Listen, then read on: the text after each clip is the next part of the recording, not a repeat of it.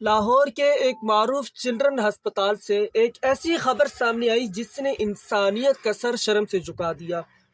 ایک نوجوان خوب روح قابل ڈاکٹر احمد لطیف ہیماٹولوجی ڈپارٹمنٹ سے وابستہ اپنی ہی گاڑی میں مردہ پائے گئے۔ آپ ذرا زمانے کی ستم ظریفی دیکھیے کہ 4 دن تک کسی کو خبر نہ ہوئی، وہ ڈیوٹی پر آئے لیکن واپس گھر نہ پہنچے، اور 4 دن تک ایک مصروف ترین پارکنگ میں ان کی گاڑی کھڑی رہی، یہاں تک کہ جب بدبو پھیلی تو لوگوں کو احساس ہوا کہ کچھ غلط ہوا ہے۔ جب گاڑی کا دروازہ توڑا گیا تو اندر ایک 4 دن پرانی بے جان لاش کے ساتھ وہ موجود تھے۔ یہ واقعہ صرف ایک خبر نہیں، یہ ایک سوال ہے ہم سب کے لیے۔ کیا ہم واقعی اتنے مصروف ہو چکے ہیں کہ ہمیں دائیں بائیں کسی کا احساس ہی نہیں رہا؟ کیا ہم نے اپنے آپ کو اس قدر مصروف کر لیا ہے کہ ہمیں اپنی ہی پیاروں کی خبر نہیں رہتی؟ آخر 4 دن ایک لخت جگر گھر نہیں پہنچا تو کیا ان کی ماں کو ان کو فکر نہ ہوئی ہوگی؟ کیا بہن بھائیوں نے ان کا انتظار نہ کیا ہوگا؟ اگر وہ شادی شدہ تھے تو کیا ان کی اہلیہ، ان کے بچوں نے ان کی راہ نہ دیکھی ہوگی؟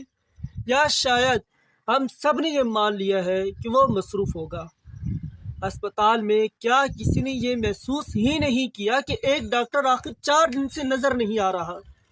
کیا ہم ایک دوسرے سے اتنے دور ہو چکے ہیں کہ کسی کی کمی ہمیں محسوس ہی نہیں ہوتی؟ یہ میرا سوال کسی ایک ادارے سے نہیں، یہ میرا سوال ہم سب سے ہے۔ ہم اپنی زندگیوں میں اتنے مگن ہو چکے ہیں کہ کسی کی خاموشی بھی ہمیں سنائی نہیں دیتی۔ کہتے ہیں کہ شاید دوائیوں کی زیادتی ان کی موت کا سبب بنی، لیکن اصل دکھ یہ ہے کہ جو لوگ دوسروں کا دکھ بانٹتے ہیں وہ خود کتنے تنہا ہو سکتے ہیں۔